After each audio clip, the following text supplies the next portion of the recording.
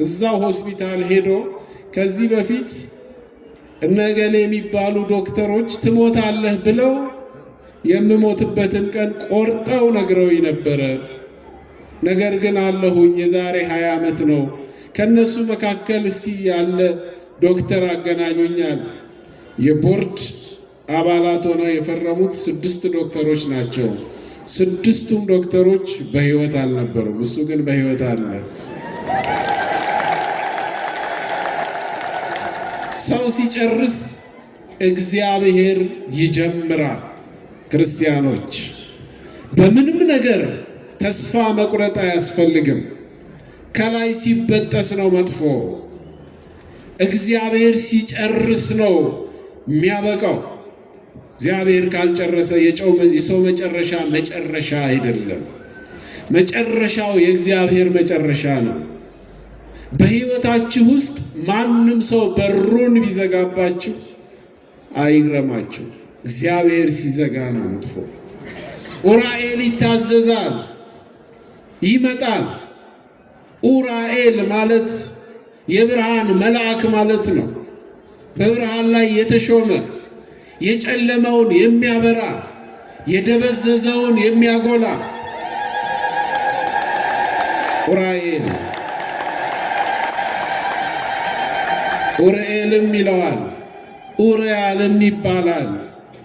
ይሄ መልአክ ዛሬ ክርስቲያኖች በውስጣችሁ የምትጠይቁት ጥያቄ ካለ፣ ያዘናችሁበት ካለ፣ የተጨነቃችሁበት ካለ፣ ለሰው ለመናገር ፈርታችሁ ወይም አፍራችሁ ወይንም ደግሞ ሁሉን ቢናገሩት ሆድ ባዶ ይቀራል ብላችሁ በውስጣችሁ የምትብሰለሰሉበት የሚያስጨንቃችሁ የተከዛችሁበት ተስፋ ያጣችሁበት ችግር ካለ፣ ጎዶሎ ካለ፣ ለሰው የማታዋዩት ምስጢር ካለ ለመልአኩ ለቅዱስ ኡራኤል ንገሩት። መልአኩ ከእግዚአብሔር ከአምላኩ ያማልዳል፣ ይረዳል፣ ጎዶሎውን ይሞላል። የኡራኤል አምላክ እግዚአብሔር ሆይ ድረስ በሉት። እግዚአብሔር መልአኩን ይልካል። እግዚአብሔር የተበጠሰውን ይቀጥላል። ስሙ ለዘላለም የተመሰገነ ይሁን።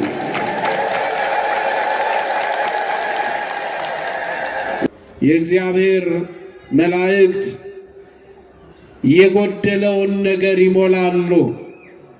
የእግዚአብሔር መላእክት የተቸገረውን ይረዳሉ፣ ያዘነውን ያጽናናሉ፣ የወደቀውን ያነሳሉ፣ ያቀረቀረውን ቀና ያደርጋሉ።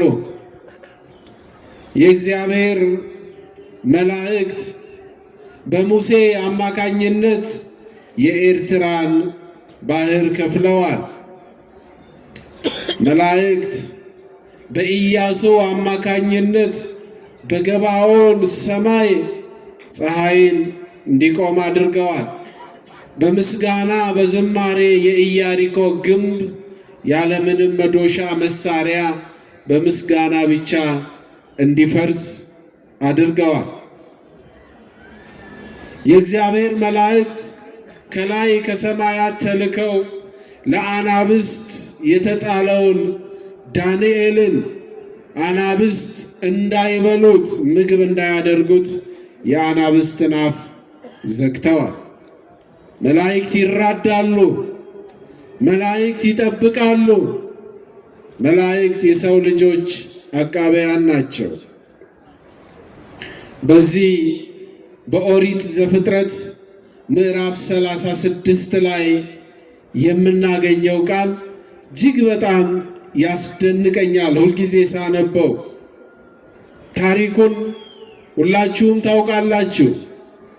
የአብርሃም ልጅ ይስሐቅ፣ የይስሐቅ ልጆች ያዕቆብና ኤሳው በብኩርና ተጣሉ።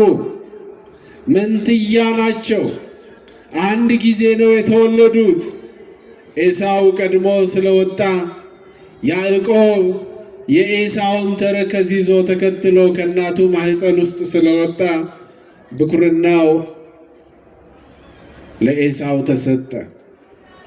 ያዕቆብ በአንድም በሌላም ምክንያት ብኩርናውን ቢወስድበትም አንድ ጊዜ በምስር ወጥ ሌላ ጊዜ ደግሞ አባቱን በማታለል ብኩርናውን ወስዶ በመሰደዱ ምክንያት የደረሰበትን ፈተና ታውቁታላችሁ። በላባ ቤት የሆነውን ነገር ሁላችሁም አንብባችሁታል። ያዕቆብ ከ20 ዓመት ስደት በኋላ ወደ ወንድሙ ተመለሰ። ወደ ወንድሙ 300 ፍየሎች፣ 300 በጎች፣ ሴቶች፣ ወንዶች፣ ፍየሎች፣ ግመሮች፣ አህዮች እጅ መንሻ ይዞ ወደ ወንድሙ ወደ ኤሳው መጣ። በዚያ አንድ ስፍራ ላይ በኋላ ጵኒኤል ብሎ ሰይሞታል። በዚያ ስፍራ ሳለ ደክሞት ድንጋይ ተንተርሶ በዚያ በፍኖተ ሎዛ በሎዛ መንገድ ላይ ሲያንቀላፋ ያየው ራእይ አለ። ከራእይ ውጭ ግን ጵኒኤል ብሎ በሰየመው ስፍራ ላይ አንድ ሰው መጣ። በሌሊት ያዕቆብ ያንን ሰው ሲያየው ሰማያዊ ነው፣ መልአክ መሆኑን አወቀ። በረከት መቀበል አለብኝ ባርከኝ አለው። የእግዚአብሔር መልአክ ዝም ብሎ አየ። ያዕቆብ ሄዶ የእግዚአብሔር መልአክ ያዘ። ሌሊቱን ሙሉ ሲታገለው አደረ ይላል። ካልባረከኝ አልለቅህም ብሎ ምን ካላልከኝ ካልባረከኝ አልለቅህም በሉ እስቲ። አልለቅህም አለ። ሌሊቱን ሙሉ ከእግዚአብሔር መልአክ ጋር ያዕቆብ ሲታገል አደረ። ሊነጋ አቅላልቷል። ልቀቀኝ አለው። ጭኑን እስኪወጋው ድረስ እስኪቆስል ድረስ። በዛን ጊዜ በረከትን አገኘ። ስምህ ማን ነው አለው። ስሜ ያዕቆብ ነው አለ። ቀየረው። እስራኤል ተብለሃል። ዛሬ እስራኤላውያን እስራኤል ሕዝበ እስራኤል ተብለው የተጠሩት በአባታቸው በያዕቆብ አማካኝነት ነው። እስራኤላውያን እነዚያ ኃያላን ሕዝቦች በዚያን ዘመን ከአማሌቃውያን ጋር፣ ከአሞራውያን ጋር፣ ከኢሎፍላውያን ጋር፣ ከፍልስጤማውያን ጋር፣ ከብዙ ጠላቶቻቸው ጋር ሲታገሉ የኖሩት ሕይወታቸው ሁሉ በመከራ የታጀበው እስራኤላውያን የያዕቆብ ልጆች ናቸው። ያዕቆብ መልአኩ ባረከው። መላእክት ይባርካሉ፣ መላእክት ይቀድሳሉ፣ መላእክት ይጠብቃሉ። በመባረኩ ምክንያት ዘሩ ተባረከ። በመከራ ውስጥ ቢሆኑም እስራኤላውያን ኃያላን ናቸው፣ ገናኖች ናቸው። ዛሬ እንደምናየው ዛሬም እንደምንሰማው በብዙ ጦር ተከበዋል። ብዙ ጠላት አለባቸው። በየጊዜው ደማቸው ይፈሳል። ጲላጦስ እኔ ከደሙ ንጹሕ ነኝ ባለ ጊዜ ደሙ ላዕሌነ ወላዕለ ውሉድነ፣ በእኛና በልጆቻችን ላይ ይሁን ደሙ፣ በዚህ ሰው ላይ ምንም እንዳታደርጉ ተዉ፣ ከዚህ ሰው ደም ንጹሕ ነኝ ሲል ደሙ በእኛ ላይ ይሁን ብለው በመከራ ውስጥ ሕይወታቸው ሁሉ የስቃይ ሆኖ እናያቸዋለን። እነዚህ እስራኤላውያን እስራኤል የሚለውን ስም ያገኙት ከመልአኩ ነው። የመልአኩ አምላክ እግዚአብሔር ሁላችንንም ይጠብቀን። እግዚአብሔር ይባርካችሁ፣ እግዚአብሔር ይቀድሳችሁ። ሁላችንም የሚጠብቁን መላእክት አሉን በዙሪያችን። ምእመናን መላእክት ይጠብቁናል፣ መላእክት ይራዱናል። አንዳንድ ጊዜ በሌሊት የምታዩቸው ህልሞች አሉ።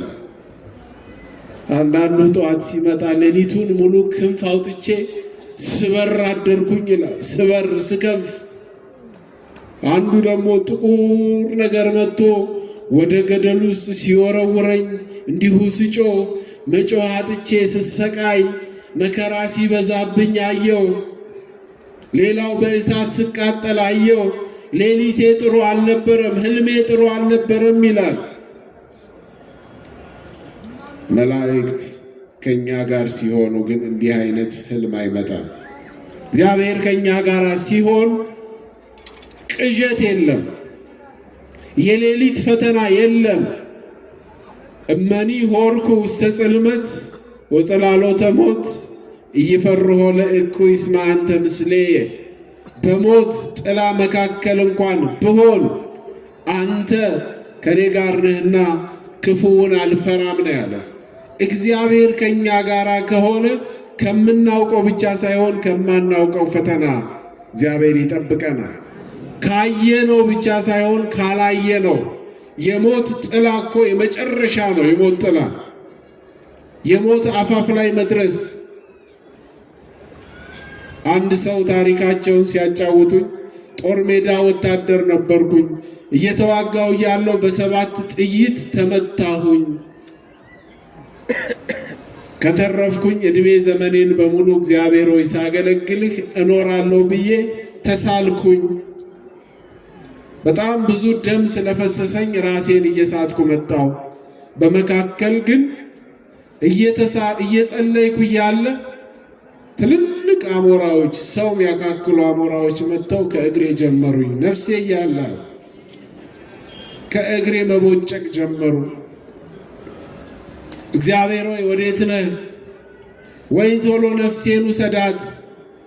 አንጀቴን እየዘረገፉት እያየው ከምሞት ቶሎ ነፍሴን ከስጋዬ ለይልኝ፣ መላእክትህን ላክልኝ፣ መላእክት ይራዱኛል ብዬ ጸለይኩኝ አሉ።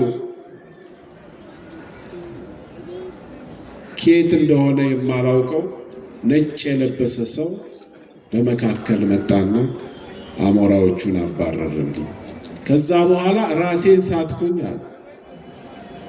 ራሴን ስቼ፣ እውነተኛ ታሪክ ነው። ራሴን ስቼ ተመልሼ ራሴን ሳውቀው አንድ ደሃ ገበሬ ጎጆ ውስጥ ተኝቻለሁ። መናገር ሲጀምር ያንን ደሃ ገበሬ ማን ነው እዚህ ያመጣኝ ብዬ ስጠይቅ በረሃ ውስጥ ነበርኩኝ። በአካባቢው ቤት የለም። ከፍተኛ ውጊያ ነው የነበረው።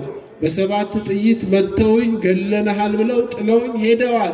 ማን ነው እዚህ ያመጣኝ? አንተ ነህ ብዬ ገበሬውን ስጠይቀው አረ በፍጹም ወደ ደጅ ስወጣ እዚህ በር ላይ ወድቀህ ነው ያገኘሁህ። ማን እንዳመጣህ አላውቅም።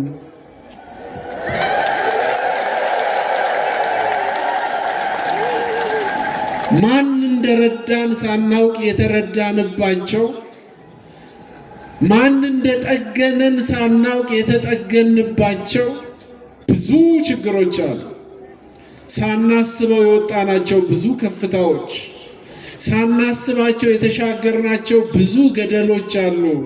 እንደ ሰውየው ማን እንዳሻገረን ግን የማናውቃቸው፣ እንዲሁ ብቻ የምናመሰግንባቸው። ሞቼ ተቀብሬ ነበረ። ካንሰር ተይዤ በካንሰር በሽታ ልትሞት ይህን ያህል ቀን ነው የቀረህ ተብዬ ነበረ። ነገር ግን እግዚአብሔር አዳነኝ ብለው የሚመሰክሩ ብዙ ሰዎች አሉ። ሞተዋል ተብለው የሬሳ ሳጥን ተገዝቶላቸው እንደ ሕዝቅያስ በእድሜያቸው ላይ እድሜ የተጨመረላቸው የተጨመረልን ብዙ ሰዎች አሉ። የሞት ነጋሪት ተጎሽሞ የፈተናው ማዕበል መጥቶ እግዚአብሔር ግን በአንድም በሌላም ምክንያት አሻግሮን እናውቃለን። አንድ መጽሐፍ ላይ ሳነብ ያገኘሁት ታሪክ አንድ የማሌዥያ ሰው ነው።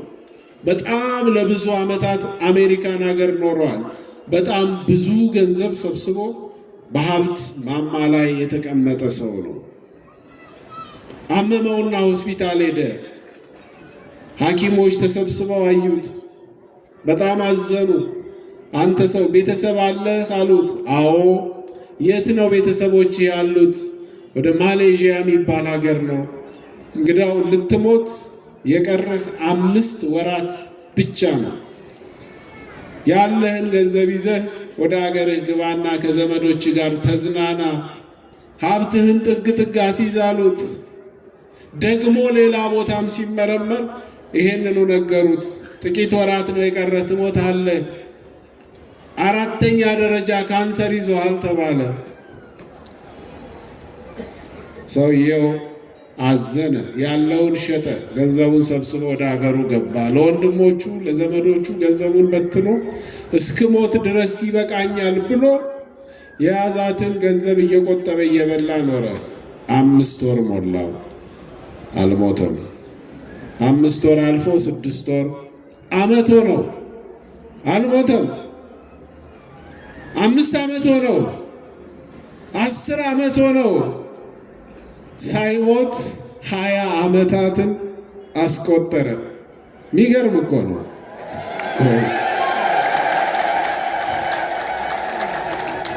ተመልሶ ወደ አሜሪካን ሀገር ሄደ። እዛው ሆስፒታል ሄዶ ከዚህ በፊት እነገሌ የሚባሉ ዶክተሮች ትሞታለህ ብለው የምሞትበትን ቀን ቆርጠው ነግረውኝ ነበረ።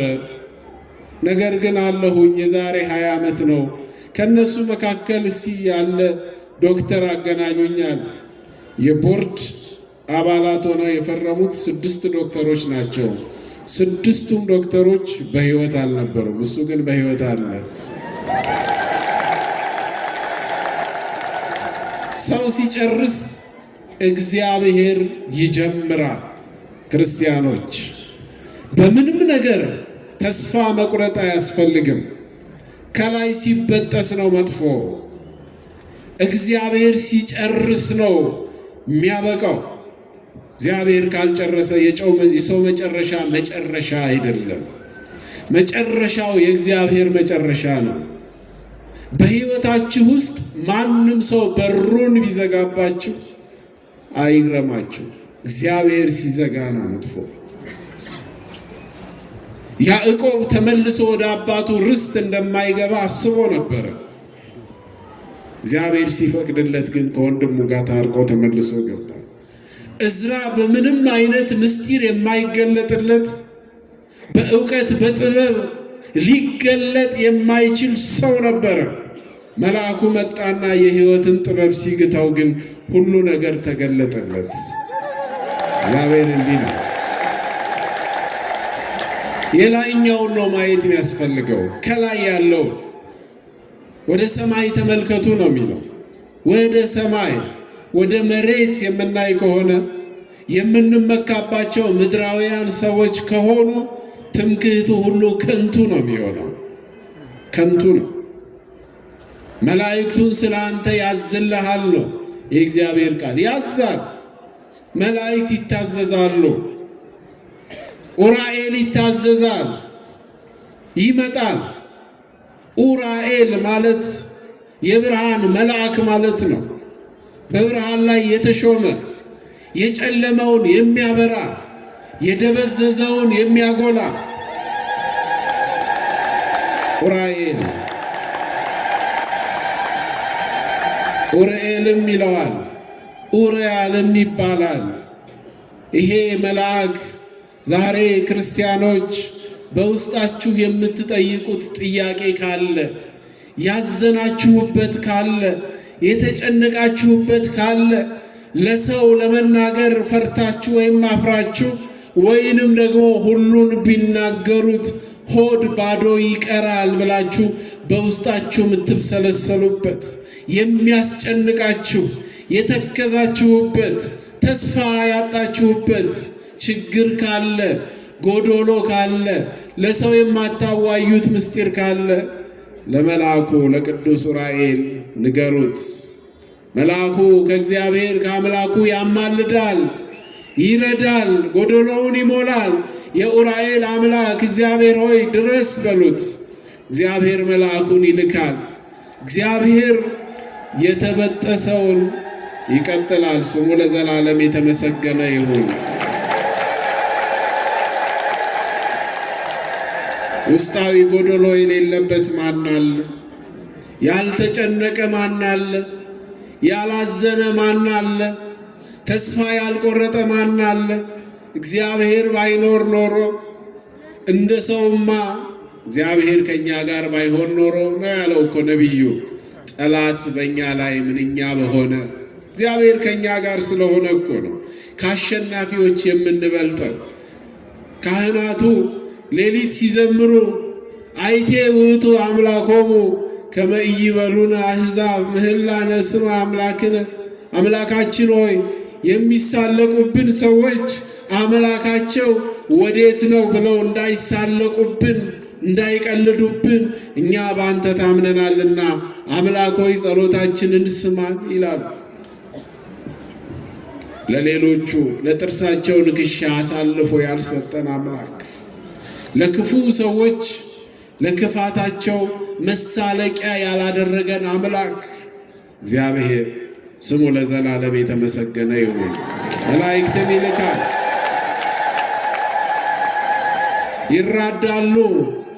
ይራዳሉ። ዳንኤልም የተናገረው ይህንን ነው እኮ፣ ሌላ እኮ አይደለም። ንጉሡ መጥቶ በአናብስት ጉድጓድ ውስጥ ከተጣለ በኋላ ዳንኤል ሆይ ወዴት ነህ? አለህ? በልተውሃል?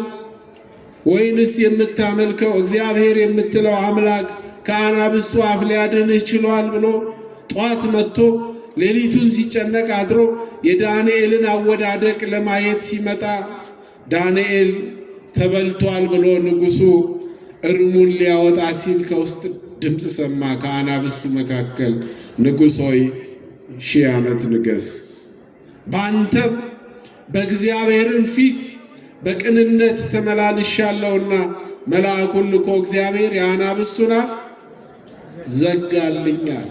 እግዚአብሔር የአናብስቱን አፍ ይዘጋል። እግዚአብሔር የተጠሙትን የሚያጠጣ አምላክ ነው። በመላእክቱ ላይ አድሮ ያቺ ምስኪን ሴት ያቺ ከአብርሃም ቤት ተሰዳ የወጣችው የዛሬዎቹ የፍልስጤማውያን እናት የእስማኤል እናት አጋር በችግሯ ሰዓት ቀና ብላ ስታለቅስ ምንም እንኳን በጥፋቷ ቢሆንም ከሳራ ፊት ዞር ያለችው በመከራዋ ሰዓት እግዚአብሔርን መልአኩን አየችው። ኤል ሮኢ የሚያየኝን አየሁ፣ እግዚአብሔርን አየሁ። ኤል ሮኢ አለች፣ አየሁት እግዚአብሔርን። በመከራችን በጭንቀታችን በችግራችን በዚያ በመከራ በጨለማው ዘመን እንዴት ነው የምንወጣው? እንዴት ነው የምንሻገረው ባልንበት በዚያ ሰዓት እግዚአብሔር ሁልጊዜ በፈተናችን ከኛ ጋር ነው የሚሆነው። ስሙ ለዘላለም የተመሰገነ ይሁን። እግዚአብሔር ይባርካችሁ።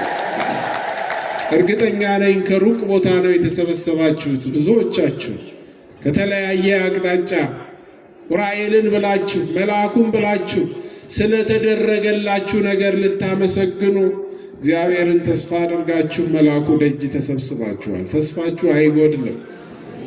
እግዚአብሔር ያጣችሁትን የልመናችሁን ሐሳብ ሁሉ ይፈጽምላችሁ። የእግዚአብሔር ቸርነት ከሁላችን ጋር ይሁን። እግዚአብሔር ይባርካችሁ።